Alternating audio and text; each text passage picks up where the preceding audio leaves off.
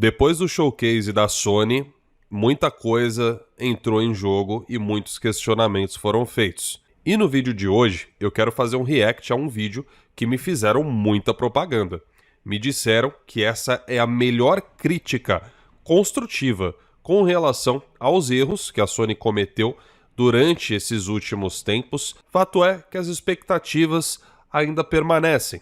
Muitos acreditam sim que a Sony ainda pode mostrar um segundo evento até o final do ano. Vamos ver então se não vai ser só reiterismo puro. Bora lá. Um oferecimento GVG Mall. Saia da mendigagem e adquira seu Windows por menos de R$90 ou Office 2021 por menos de 300. Basta usar o cupom JE20 na sua compra e selecionar o PayPal, que tem a menor taxa de apenas R$2. Expulse o cracudo do seu PC ativando a chave no seu próprio Windows. Links na descrição.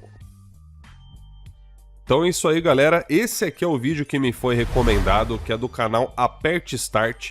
E esse cara aqui é um dos caras que eu mais gosto, né, nas opiniões aí sobre o mundo dos games. Ele tem roteiros muito bons nos vídeos que eu já cheguei a ver dele. Eu sei que são vídeos muito trabalhosos, alguns documentários, né, vamos dizer assim, que eu vi que ele já produziu. Então o cara, ele realmente tem muito, mas muito talento mesmo. E aí, cara, quando eu vi que era ele que tava fazendo essa crítica, eu já pensei logo de cara, meu, eu preciso ver esse vídeo, né? Até deixei o like aqui pra ficar marcado na minha sessão, pra que eu não esquecesse depois, né? Numa semana que a gente ficou aqui, né, falando muito sobre o showcase da Microsoft, é normal, né? Tinha muita coisa aí pra ser falado, assim como foi na semana do showcase do PlayStation. Mas eu resolvi dar uma pausa um pouco, né, nessa temática aí de Xbox aqui no canal, pra gente falar aqui de novo aqui sobre o PlayStation, porque eu imagino que vindo desse cara esse vídeo vai ser muito bom. E aí, topzeiros, tudo bem com vocês? Eu espero que sim. E seguinte, hoje é dia de falar sobre a Sony, o que eu penso sem filtros, sem pano e de forma visceral. Já tem vídeo no canal com essa mesma pegada sobre a Nintendo, e a intenção é compartilhar com você porque nenhuma empresa merece idolatria por parte dos seus consumidores. E caso alguém não saiba, a Sony é a criadora do PlayStation, que é uma família de videogames que tá com a gente desde 1994. E isso é tempo suficiente para construir uma história cheia de altos e baixos. As duas primeiras gerações de PlayStation foram dois grandes acertos, justamente quando a empresa estava direcionada a entregar o que os consumidores queriam. Preço atraente e quantidades absurdas de jogos. A Sony passou a rasteira na Sega e na Nintendo e construiu a base gigante de usuários que tem até hoje. Eu vivi tudo isso muito de perto e para mim esse foi o melhor momento tanto da Sony quanto da marca PlayStation. E aí veio o PlayStation 3, o sucesso subiu a cabeça e a Sony mudou a sua filosofia de negócios indo na direção completamente oposta. Um produto que no começo era caríssimo, elitista e entregava muito pouco. E merecidamente levou uma enorme surra do Xbox 360 por grande parte da sua geração. A Sony... Fazendo um comentário aqui, né, até aqui no momento do vídeo, cara, muito bom, né, o resumão que ele fez aqui. E até acrescentando um pouco em cima, né, não sei se ele vai citar depois, mas o caso do PlayStation 3, o Ken Kutaragi, né, que era o pai do PlayStation, né, o criador, focaram muito nessa questão de querer trazer uma super máquina para o mercado, né?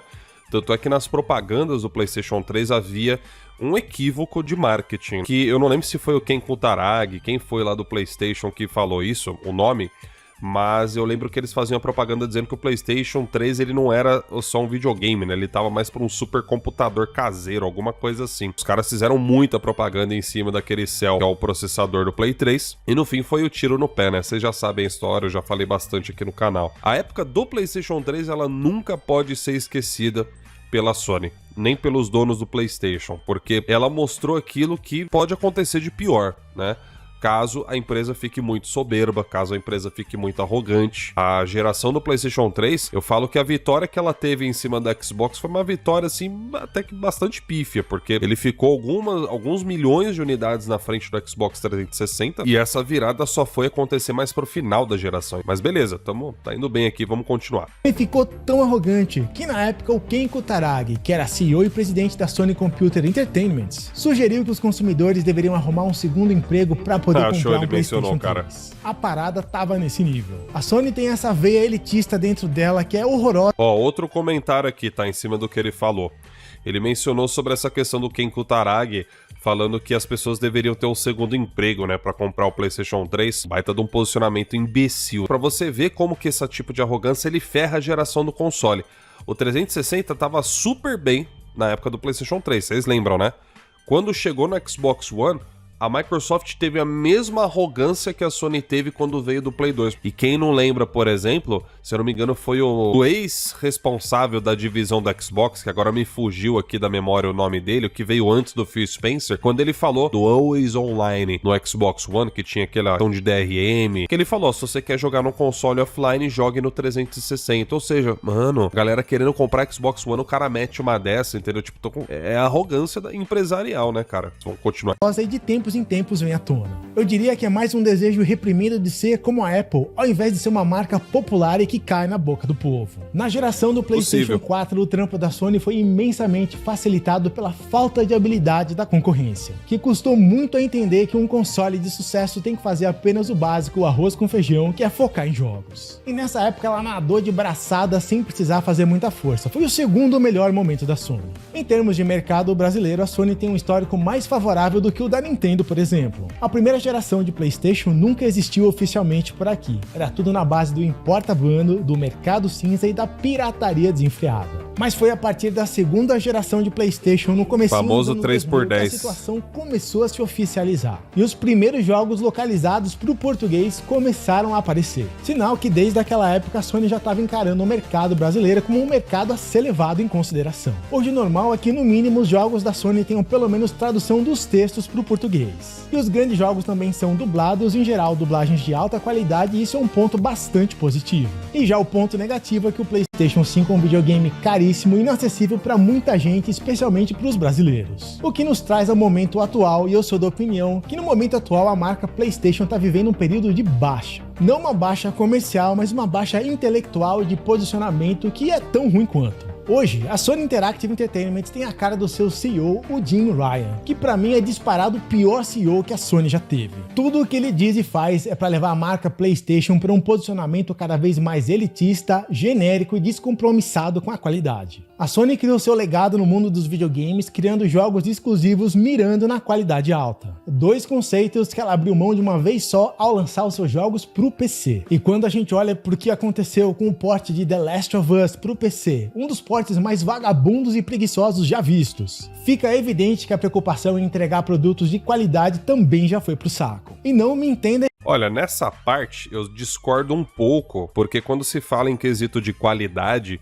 eu vejo que a Sony, ela manteve sim nos seus jogos, apesar, né, dessa questão da política do PC, eu não vi os jogos do PlayStation perdendo a qualidade. Por exemplo, no ano passado, todos os jogos lançados no PlayStation, né, os AAAs que a Sony lançou, até desde 2021, do começo dessa geração, são todos de excelente qualidade. Eu não notei uma queda na questão técnica dos games dela, continuam sendo aqueles games que são um primor gráfico da indústria e referência pra muita coisa. Tanto é que, agora até falando sem zoeira, assim, falando mais de notícia, vamos dizer assim, nesse processo que rolou lá do CMA, da Microsoft, a Sony ali argumentando, a própria Microsoft, ela mesma falou que realmente ela não tem jogos como os da Sony, né? Que os jogos da Sony, eles eram realmente melhores em termos de qualidade, quantidade. Só que isso é um consenso já muito comum no mercado de games. Então, se ela tava fingindo ou não no que ela tava falando, pouco importa. É de fato uma realidade mesmo. Mas, na questão do Jim Ryan, cara, esse ponto eu concordo muito com ele, porque assim, mano, o Jim Ryan é o cara que dá a palavra final.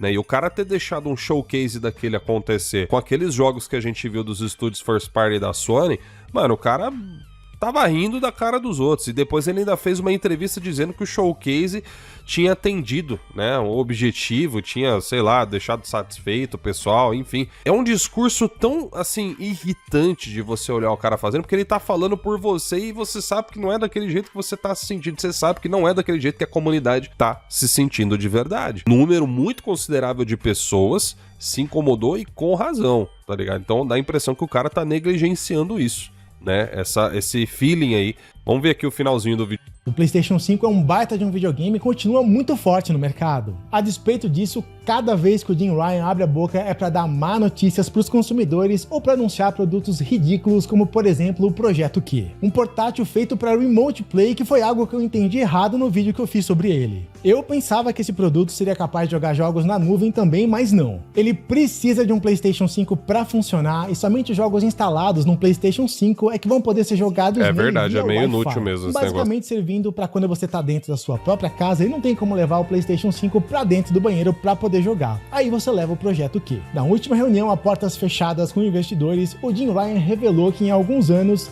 60% dos esforços da Sony vão estar concentrados em jogos como serviço, e que já existem pelo menos 10 títulos em desenvolvimento pensando nisso. Essa é uma estratégia completamente imbecil que já provou ser um fiasco. É só perguntar pra EA, pra Square Enix e pra Ubisoft, que apostaram pesado nisso e agora tem um monte de projetos fracassados e insustentáveis. Só que esse é um discurso feito exclusivamente para agradar investidores, que é só isso que o Jim Ryan sabe fazer. E pouco a pouco ele vai rasgando o legado da Sony e da marca PlayStation, desrespeitando os consumidores e colocando um enorme ponto de interrogação no futuro da empresa. Uma empresa focada em jogos como serviço é algo que eu tenho zero interesse e imagino que a maioria dos consumidores também não.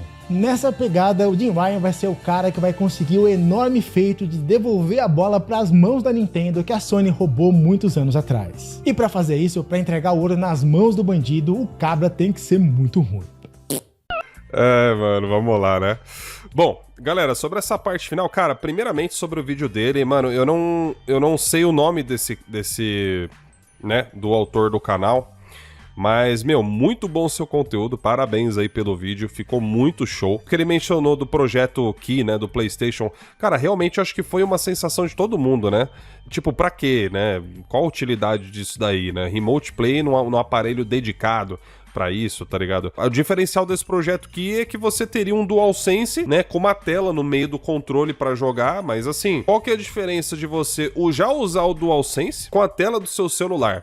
Fazendo remote play. Realmente, a não ser que esse projeto aqui aí seja muito preciso, né, em trabalhando em conjunto com o PlayStation 5, de tal forma que o remote play dele não tem igual em nenhum outro lugar, nem no celular, nem no PC, em nenhum outro lugar. E que, óbvio, dê pra você usar fora de casa. Você foi viajar pra um outro estado e você tá lá usando o projeto aqui na internet e jogando como se estivesse no PlayStation 5. Aí eu até poderia dizer que é interessante, mas o remote play já não faz isso? São perguntas, assim, que precisam ser melhor trabalhadas, né?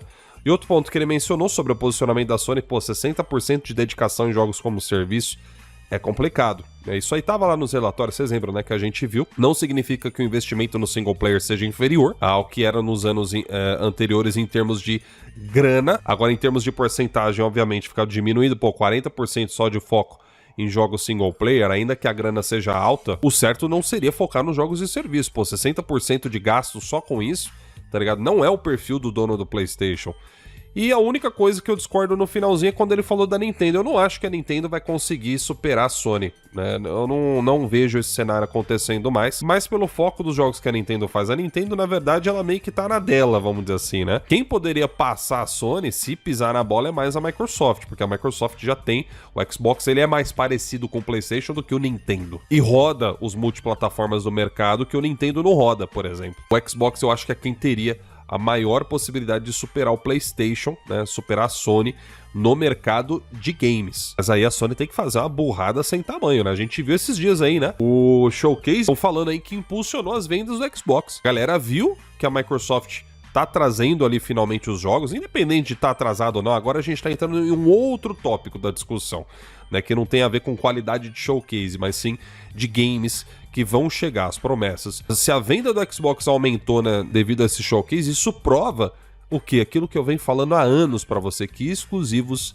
fazem a diferença. E hoje o cara da Xbox tá vendo que isso é a mais pura verdade. A maioria dos jogos que eu vi lá no showcase do Xbox, eles são single player, são focados nisso. Ou eu tô falando besteira aqui? Você tá vendo como que tá sendo a coisa? A Microsoft tá vendo, viu a estratégia da Sony dando certo, tá investindo pra tentar fazer igual. Eu acho que a Sony tem que tomar cuidado, né? Senão ela vai inverter o lugar. Antes era a Microsoft que tava focado só ali no serviço, multiplayer, blá blá blá. Agora a Microsoft vai pegar o foco da Sony e a Sony vai pegar o foco que tava na Microsoft. Cara, é uma completa inversão imbecil. Então é isso, galera. Pô, vídeo muito bom aí, né, do canal Aperta Start. Parabéns aí novamente. Muito bom o seu conteúdo aqui. Só vacilou aqui nessa blusa, né? Pô, cadê a blusa do sonismo? Tinha que ter o...